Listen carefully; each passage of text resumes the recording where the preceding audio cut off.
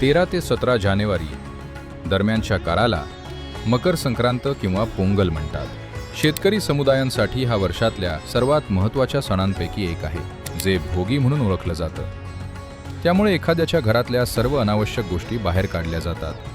हे स्वतःच्या जीवनासोबत देखील केलं पाहिजे की या हंगामात सर्व अनावश्यक गोष्टींपासून मुक्त व्हायला हवं, जेणेकरून जीवन नव्यानं सुरू होईल. मकर हे योग्यांसाठी सर्वात महत्त्वाचं आहे, कारण ते सर्व स्वतःच्या आध्यात्मिक प्रक्रियेसाठी एक नवीन प्रयत्न करतात आणि आवश्यकतेनुसार जे लोक कुटुंब आणि सामान्य परिस्थितीत आहेत ते देखील त्यांच्या जीवनात एक नवीन सुरुवात करण्याचा प्रयत्न करतात.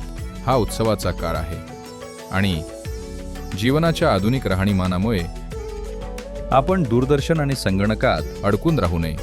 बाहेर येऊन सण साजरा करण्याची वेळ आहे. हवा अनुभवा, हवामानातला बदल अनुभवा, तुमच्या आत घडणारा बदल अनुभवा, जे या पृथ्वीवर होत असलेल्या बदलांमुळे घडत आहेत. हे अतिशय महत्त्वाचं आहे की आपल्या जीवनात आपण निसर्गाशी सुसंगत आहोत.